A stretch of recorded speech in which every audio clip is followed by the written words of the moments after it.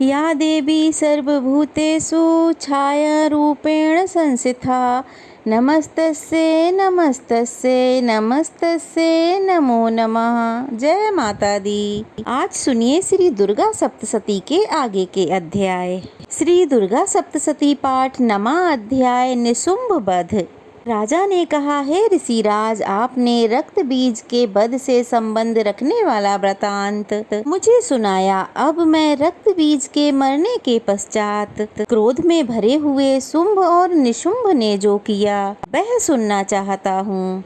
तब महर्षि मेधा इस प्रकार बोले, राजन, रक्त बीज के मारे जाने पर शुंभ और निशुंभ को बड़ा क्रोध आया और अपनी इतनी बड़ी सेना का इस प्रकार सर्वनाश होते देख निशुंभ देवी पर आक्रमण करने के लिए दौड़ा। उसके साथ अन्य बहुत से बड़े बड़े असुर देवी को मारने के लिए दौड़े और महापराक्रमी शुंभ अपनी सेना सहित चंडिका को मारने के लिए बढ़ा। फिर शुंभ और निशुंभ का देवी से घोर युद्ध होने लगा और वह दोनों असुर देवी पर इस प्रकार बाण फेंकने लगे मानो मेघों से वर्षा हो रही हो।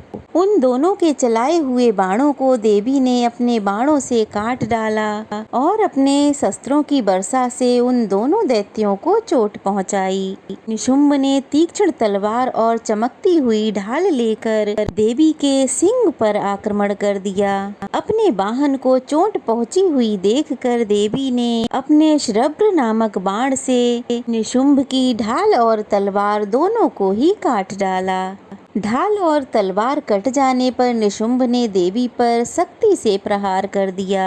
देवी ने अपने चक्र से उसके 2 टुकड़े कर दिए। यह देखकर दैत्य मारे क्रोध के जल भुन गया और फिर उसने देवी को मारने के लिए उसकी ओर शूल फेंका, किंतु देवी ने अपने मुक्के से उसको भी चूर चूर कर डाला। फिर उसने देवी पे अपनी गदा से वार किया। देवी ने अपने त्रिशूल से गदा को भी चूर चूर कर डाला। इसके पश्चात वह फरसा हाथ में लेकर देवी की ओर लपका।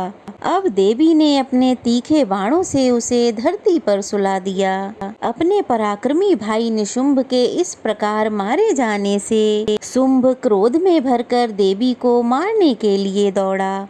वह रथ में बैठा हुआ उत्तम आयुधों से सुशोभित अपनी 8 बड़ी बड़ी भुजाओं से सारे आकाश को ढके हुए था। शुंभ को आता हुआ देखकर देवी ने अपना शंख बजाया और धनुष की टंकार का भी अत्यंत दुस्सह शब्द किया।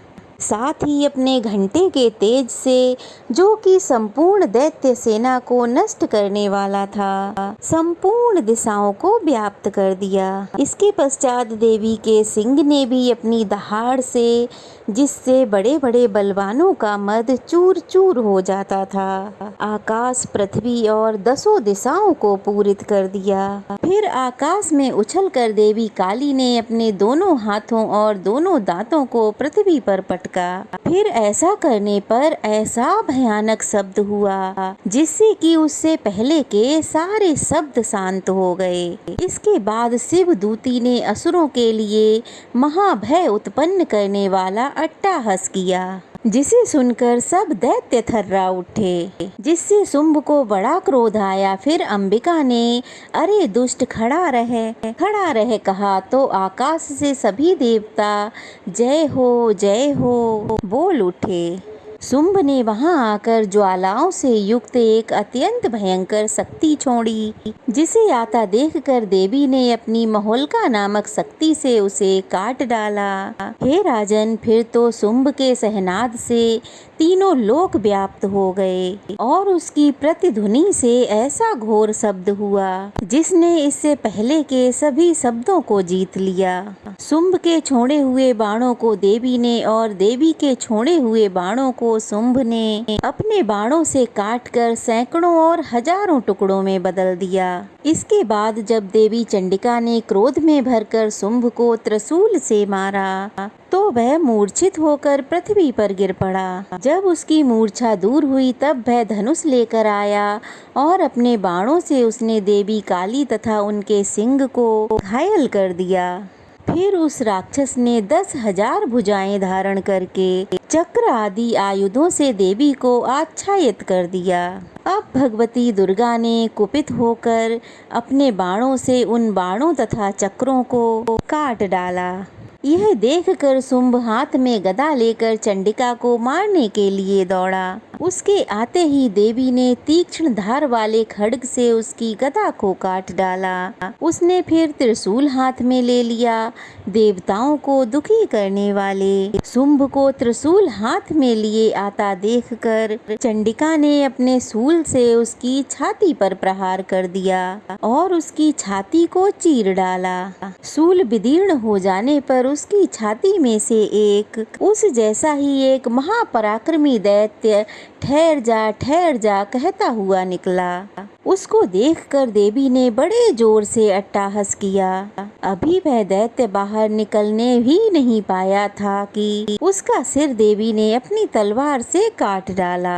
सिर के कटने के साथ ही वह पृथ्वी पर गिर पड़ा। फिर सिंह दहाड़ दहाड़ कर असुरों का भक्षण करने लगा और काली शिवदूती भी राक्षसों का रक्त पीने लगी। कौमारी की शक्ति से कितने ही महादैत्य नष्ट हो गए। ब्रह्माणी के कमंडल के जल से कितने ही असुर समाप्त हो गए। कई दैत्य माहेश्वरी के त्रिशूल से विदीर्ण होकर पृथ्वी पर गिर पड़े और कई बाराही के प्रहारों से छिन्न भिन्न होकर धराशाही हो गए। वैष्णवी ने भी अपने चक्र से बड़े बड़े महापराक्रमियों का कचूमर निकाल दिया और ऐन्द्रिय से कितने ही महाबली राक्षस टुकड़े टुकड़े हो गए। कई दैत्य भाग गए, कितने ही मारे गए और कितने ही काली शिवदूती और सिंह ने भक्षण कर लिए।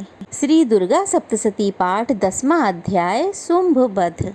महर्षि मेधा ने कहा, हे राजन, अपने प्यारे भाई को मरा हुआ तथा अपनी सेना को नष्ट हुआ देखकर क्रोध में भरकर दैत्यराज शुंभ कहने लगा, दुष्ट दुर्गे, तू अहंकार से गर्व मत कर, क्योंकि तू दूसरों के बल पर लड़ रही है। तब देवी ने कहा, हे दुष्ट, देख, मैं तो अकेली ही हूँ। इस संसार में मेरे सिवा दूसरा कौन है और ये सब तो मेरी शक्तियाँ हैं। देख, ये सब की सब मुझ में प्रविष्ट हो रही हैं। इसके बाद ब्राह्मणी आदि सभी देवियाँ उस देवी के शरीर में प्रविष्ट हो गईं और देवी अकेली रह गईं। तब देवी ने कहा, मैं अपनी ऐश्वर्य शक्ति से अनेक रूपों में यहाँ प्रकट हुई।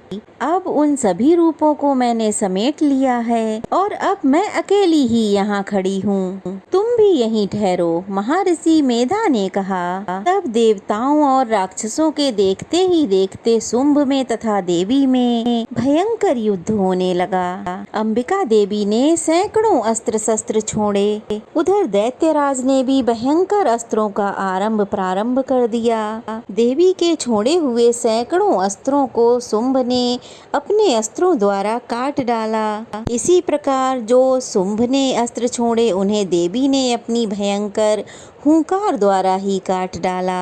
दैत्य ने जब सैकड़ों बाण छोड़कर देवी को ढक लिया तो क्रोध में भरकर देवी ने अपने बाणों से उसका धनुष नष्ट कर दिया। धनुष कट जाने पर अब दैत्य ने शक्ति चलाई, लेकिन देवी ने उसे भी काट कर फेंक दिया। फिर दैत्येंद्र चमकती हुई ढाल लेकर देवी की ओर दौड़ा, किंतु जब वह देवी के पास पहुंचा तो देवी ने अपने तीक्ष्ण बाणों से उसकी चमकती हुई ढाल को भी काट डाला। अब दैत्येंद्र का घोड़ा भी मर गया, रथ टूट गया, सारथी मारा गया। तब वह भयंकर मुग्दर लेकर देवी पर आक्रमण करने के लिए दौड़ा, किंतु देवी ने अपने तीक्ष्ण बाणों से उसके मुग्दर को भी काट डाला। इस पर दैत्य ने क्रोध में भरकर देवी की छाती पर एक बड़ी जोर से मुक्का मारा। जब दैत्य ने देवी की छाती पे मुक्का मारा तो देवी ने भी उसकी छाती पे जोर का थप्पड़ मारा। थप्पड़ खाकर पहले तो वह दैत्य पृथ्वी पर गिर पड़ा, किंतु तुरंत ही वह उठ खड़ा हुआ। फिर वह देवी को पकड़कर आकाश की ओर उछला। वहां जाकर फिर देवी में और उस दैत्य में भयंकर युद्ध होने लगा। वह युद्ध ऋषियों और देवताओं के लिए भी आश्चर्य में डालने वाला था।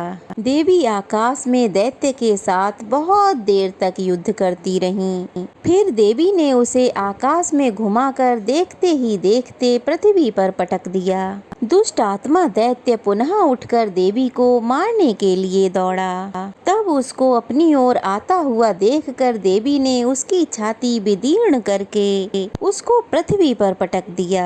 देवी के त्रिशूल से घायल होकर उस दैत्य के प्राण पखेरु उड़ गए और उसके मरने पर समुद्र, द्वीप, पृथ्वी, पर्वत सब कांपने लग गए। फिर उस दुष्ट आत्मा के मरने से संपूर्ण जगत प्रसन्न और शुद्ध हो गया। आकाश निर्मल हो गया। पहले जो उत्पात सूचक मेघ और उल्कापात होते थे वे सब भी शांत हो गए। उसके मारे जाने पर नदियां अपने ठीक मार्ग से बहने लगीं। संपूर्ण देवताओं का हृदय हर्ष से भर गया और गंधर्वनियां सुंदर गान गाने लगीं। गंधर्व बाजे बजाने लगे, अप्सराएं नाचने लगीं, पवित्र वायु बहने लगी, सूर्य की कांति स्वच्छ हो गई। यज्ञशालाओं की बुझी हुई अग्नि अपने आप ही प्रज्वलित होने लगी और चारों दिशाओं में शांति फैल गई। जय माता दी। उम्मीद है आज की वीडियो भी आपको जरूर पसंद आई होगी। पसंद आई हो तो वीडियो को लाइक कीजिए, शेयर कीजिए, ढेर सारा प्यार और आशीर्वाद दीजिए। नए हैं तो चैनल को सब्सक्राइब कर लीजिए। चलिए फिर मिलते हैं। जय माता दी।